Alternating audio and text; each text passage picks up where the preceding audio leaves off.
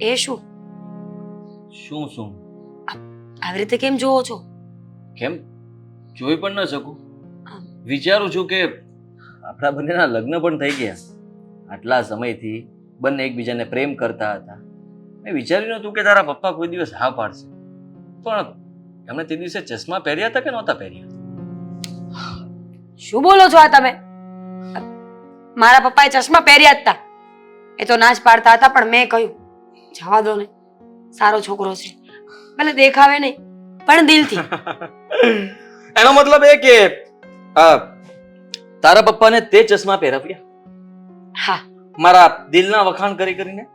બસ હવે જ્યારે હોય ત્યારે બસ મસ્તી જ કર્યા કરે.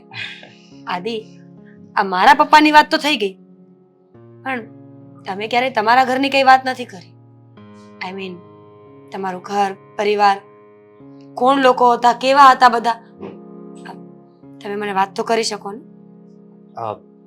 જો મીરા, મને લાગે છે કે મેં ખોટા સમયે ખોટી વાતનો ઉલ્લેખ કરી નાખ્યો. એટલે એટલે એમ કે એ પહેલા પણ તે ઘણીવાર મને પૂછ્યું હતું, અને ફરી પાછો આ સવાલ કરવાનો મતલબ મને સમજાણો નહીં. એમ જ ન પૂછી શકું? ના ના, પૂછી શકે ને, શું કામ ન પૂછી શકે? જો આપણે લગ્ન કરી લીધા છે, તું મારી પત્ની છે, તો મારી પણ ફરજ બને છે કે મારે તને સાચું કહેવું જોઈએ. હા તો કહી દો ને, શું છે જે સાચું છે પણ મને ખબર નથી? કારણ કે આટલા વર્ષોમાં કોઈ એવી વાત નથી જે તમે મારાથી છુપાવી હોય, સિવાય તમારા ફેમિલીના બેકગ્રાઉન્ડથી. વાત જાણે એમ છે કે હું ગામડે રહેતો હતો. ડુંગર ઉપર અમારું ઘર હતું, અને ફેમિલીમાં પપ્પા, મમ્મી અને એક બેન અને હું, હમ 4 જણા હતા અમે લોકો. પપ્પાની વાત કરું તો હું ઘર છોડીને ભાગી ગયો હતો. ત્યારથી અહીંયા જ રહું છું. પણ શું કામે ઘર છોડ્યું? કઈ રીઝન તો હશે ને? રીઝન, મારા પપ્પા ડાકુ હતા. શું? અવારનવાર ઘણા બધા ગામોને લૂંટી ચૂક્યા હતા. લૂંટ કરીને ઘરે આવતા. ક્યારે પણ હું બહાર જતો તો કહેતા કે ડાકુનો છોકરો આવ્યો. મને અપમાન લાગતું હતું, નહોતું ગમતું કે મારા પપ્પા મારી સાથે આવું શું કામ કરે છે. પપ્પા બીજું કામ પણ કરી શકતા હતા. ઘણા સમજાવ્યા, પણ એ કોઈ દિવસ સમજ્યા નથી. અને એટલા માટે જ એક દિવસ રાતના હું ઘર છોડીને, પરિવારને છોડીને ભાગી ગયો. પણ એ લોકો હશે તો ખરા ને? ક્યાં છે, શું છે? આપણે મળવા જઈએ ને બધાને. સ્ટોરી સારી ન લાગી તને? લે, મારા પપ્પા ડાકુ હોઈ શકે? હા, બુદ્ધિ છે તારામાં, બુદ્ધિ? હા, લો, હું તો વાર્તા બનાવતો ગયો ને એ તો ધ્યાનથી સાંભળતી ગઈ, વાતમાં વાત ઉમેરતી ગઈ. જબરદસ્ત. હા, બાકી કેવું પડે. મેં એ પહેલા પણ કહ્યું હતું ને આજે પણ કહું છું કે મારી ફેમિલીમાં કોઈ નથી, અને હું એક અનાથ છું. હવે તું આ સવાલો કરીશ તો મને યાદ નથી કે હું કવડો નાનો હતો ત્યારે મને કદાચ મૂકી ગયા હશે કે કઈ રીતના, કઈ જ યાદ નથી. જે હોય તે. પણ આ તમારા ડાકુ પપ્પા અને મમ્મી સારા માણસો હશે, એના ઘરે આટલો સારો દીકરો જન્મ્યો, જેણે હર હંમેશા બધાને સપોર્ટિવ થવાની કોશિશ કરી છે. અને રહી વાત આ અનાથની, તો મને હજમ ન થાય. હું છું ને, તમારી આટલી મોટી ફેમિલી નથી. છો જ ને, તું સાથે છો એટલે તો હિંમત છે.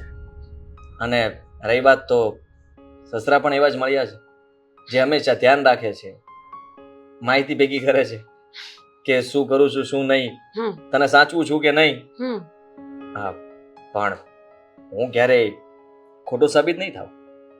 કદાચ એ મને ખોટો સાબિત કરવાની કોશિશ કરવા માંગતા હશે, છતાં પણ એ ખોટા પડશે, હું નહીં. હા, હવે મારા પપ્પાની વાત આવે એટલે બસ ચાલુ પડી જવાનું. એ તમને ખોટા સમજતા હોત તો આપણા લગ્ન કરાવી દેત, હા કે ના? તો પછી એનો મતલબ કે મારા પપ્પા તમને બહુ સારા માણસ સમજે છે, જે તમે નથી. મારી એક ઈચ્છા છે. શું? કે તારા પપ્પાને ઉલટા ચશ્મા પહેરાવા છે. આદિ, આદિ, કઈ વસ્તુ છે નહીં ફેંકવા માટે. ફોન છે પણ ફોન ફેંકતી નહીં, તૂટી જશે. તમારે બહાર નથી જવું? હા જવું છે ને. હા તો જાઓ. આજે એમ પણ રજા છે એટલે ઘરે રહીશ તો તું ખોટું વેન કરીશ. એના કરતા સારું વેન? કે રોનકનો ફોન આવ્યો હતો. આ ઘણા સમયથી એને મળ્યો નથી તો એની સાથે મળીને વાત કરું. ઉપડાવું? હા બેસ્યા ઘરે અને ઘરના કામ કર. હું ઘરના કામ કરું? નહીં કરું. કેમ? હા ઘરના કામ કરવું એ તો તારી ફરજ છે ને, તારે કરવું જોઈએ ને. તો તમારી પત્નીનું ધ્યાન રાખવું અને સન્ડેના દિવસે બહાર ફરવા લઈ જવી ને એ તમારી પણ ફરજ છે. નિભાવો. આજે મારે રોનકને મળવું જરૂરી છે. અમારે બહુ મોટી મીટિંગ વિશે વાત કરવાની છે. કઈ મીટિંગ? અલગ મીટિંગ. ગર્લફ્રેન્ડ છે તમારે? ઓહ મેં તો પૂછ્યું જસ્ટ. નહીં હોય, નહીં હોય. કામ કર તારું કામ જા.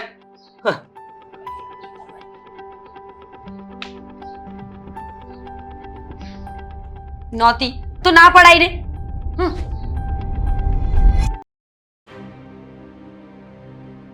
તો આવું થયું બોલ.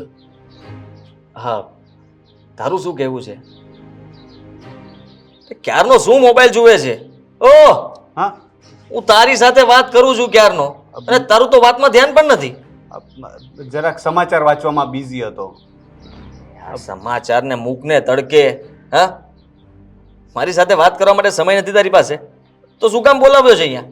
મને એમ હતું કે તારી સાથે અહીંયા બેસીને શાંતિથી આપણે બંને ભાઈઓ આ ઘણા સમય પછી મળ્યા છે તો કઈ બિઝનેસની વાત કરશું, કઈ પણ તું કંઈક સારી વાત કરીશ, પણ એવી તો કઈ તારી પાસે વાત જ નથી. સારી વાત કરવા માટે તો સમાચાર વાંચતો હતો ને. સમાચાર વાંચીએ તો જાણકારી મળશે, જાણકારી મળશે તો કંઈક નવું બિઝનેસ વિશે મારે નથી જોતી જાણકારી. હા તારી પાસે બીજી જૂની જાણકારી હોય એમાંથી મને આપીશ ને તો પણ ચાલશે. આ નવી જાણકારી લઈને નવી માહિતી આપીને એ જરૂરી નથી. સારું ચાલ બોલ, બીજું શું ચાલે છે નવીન લાઈફમાં કે? ચાલ. હા બસ એનું એ જ. હા જો ને હું ને મીરા ઘરમાં આખો દિવસ એકલા. હું આખો દિવસ કામ પર જતો રહું છું અને ઘરે આવીને બસ એનું એ જ. સવારે જતું રહેવાનું, સાંજે આવવાનું, સવારે જવાનું, સાંજે આવવાનું. હા ક્યારેક રજાનો દિવસ આવે તો એમ થાય કે હા રજા જલ્દી પૂરી ન થઈ જાય તો સારું. નસીબદાર છે તું, નસીબદાર. કમસે કમ તારે પત્ની તો છે. મારી જેવો લુખ્ખો તો નથી ને. અહીંયા જો ઘરે કોઈ રાહ જોવા વાળું જ નથી. હું તો કહું છું જલ્દી લગ્ન કરી લે. કઈ સારી છોકરી પસંદ કરીને પ્રપોઝ મારી દે. હા મેં પણ એ જ કર્યું છે ને. આપણે એ જ તો પોઈન્ટ છે કે પહેલા તો સારી છોકરી મળતી નથી, મળે તો ભાવ નથી આપતી. હવે પેલો અક્ષય કુમાર ને મૂવીમાં ડાયલોગ હતો ને કે હમે જો ચાહીએ ઉસે હમ નહીં ચાહીએ और जिसे हम चाहिए वो किसे चाहिए. એટલે કેવું છે કે જે મને ગમે છે એને હું નથી ગમતો અને જેને હું ગમું છું એ તો મને જરાય નથી ગમતી. તો હવે તું કે આમાં કેવી રીતે મેળ આવવાનો મારો? હા થઈ જશે થઈ જશે. સમયની સાથે બધી જ વસ્તુઓ થઈ જાય. મેં વિચાર્યું તો હતું કે કેટરીના કૈફને પ્રપોઝ કરું પણ વિકી કૌશલ લઈ ગયો. હા તું લેટ પડ્યો થોડો. હા આ સલમાન પછી લાઈનમાં જ ઉભો રહ્યો હોત ને તો કદાચ વારો આવી જાત. પણ એમાં એક પ્રોબ્લેમ તો હતો થોડો. હાઈટ થોડી વધારે છે મારા કરતા, 2 ઇંચ વધારે હશે પણ થોડી વધારે તો કહેવાય. અરે આ ફૂટે 12 ઇંચનો ફરક એ ફરક ન કહેવાય. એ વાત એ બરાબર છે પણ હવે તો એ વાતનો મતલબ નથી. કેટરીનાનું નસીબ એને હું ના મળ્યો. હા એના નસીબમાં મતલબમાં સદનસીબ નહીં લખેલા હોય એટલે તું ના મળ્યો. હા તો એવું આ જ ને. સદનસીબ નહીં લખેલા. બરાબર બોલ્યો. હવે તું સદનસીબ બોલ્યો મને બદનસીબ સંભળાય છે કારણ કે તું આટલું સારું બોલતો નથી ને મારા વિશે એટલા માટે. હા એ પણ સાચી વાત છે. રોનક બીજું શું કહું છું તને કે મને લાગે છે કે મારે થોડો બિઝનેસમાં કંઈ આમ તેમ કરવું પડશે હવે. હા તો કર ને. તું કહેતો તો ઓનલાઈન વાળું. આજકાલ તો બધું જ ઓનલાઈન ચાલે છે. તને ખબર છે એમેઝોન પર છે ને છાણા વેચાય છે. આપણે પેલા પોદળાના છાણા હોય ને એ પણ એમેઝોન પર વેચાય છે. હા તો મતલબમાં છાણાનું સારું એવું વેચાણ હોય તો એ શરૂ કરાય કેમ? એટલે મેં એવું નથી કહ્યું કે છાણા જ વેચ. હું એવું કહું છું કે એમેઝોન કે ઓનલાઈન બધી જે આ વેબસાઇટ છે ને એના પર કઈ પણ વસ્તુ વેચાઈ જાય છે. તું એક વખત સારી કોઈ પ્રોડક્ટ પકડ અને એના પર થોડી મહેનત કર, બધું સેટ થઈ જશે. અને કંઈ જરૂર હોય તો મને ન કહેતો કારણ કે મને એ બધામાં એટલી બધી ખબર નહીં પડે. હા તમારું તો બધું સેટ છે એટલે તમને હવે એ બધી ક્યાંથી ખબર પડવાની અને મારી મદદ તું શું કામ કરવાનો? હા અરે એવું કઈ નથી. કહેજે ને ભાઈ, તારા માટે ગમે ત્યારે એની ટાઈમ. હા એક વખત ખાલી અવાજ કરજે ને દૂર હોઉં તો ફોન કરજે બસ. આ જો નવા સમાચાર આવી ગયા. આ વિસાવદર પાસે કોઈ ગામડું હતું ને ત્યાં કોઈ ડાકુ રહેતા હતા, આખી ગેંગ હતી, ઘણા વર્ષોથી એ લોકોની ધાક હતી. પોલીસે એન્કાઉન્ટરમાં પતાવી દીધું. હવે ડાકુઓના જમાના પતી ગયા. આ લોકો શું નામ છે? આ ડાકુ વિક્રમ કરીને કોઈ છે. આ 20 વર્ષથી છે ને એની ધાક હતી, પણ ભાગતો ફરતો હતો. આ ભઈલો ઝડપાઈ ગયો. સાથે 2 સાથીદારો હતા, એ પણ ગયા. આ સાંભળ ને, બીજી એક નોટિફિકેશન. આદિ, ઓ આદિ, ક્યાં જાય છે? અરે આ ક્યાં ચાલ્યો? અચાનકથી લાગે છે ભાભીની યાદ આવી ગઈ કે શું? આવી રીતે કોણ જાય યાર? કાંઈ નહીં, આપણે તો સમાચાર વાંચીએ.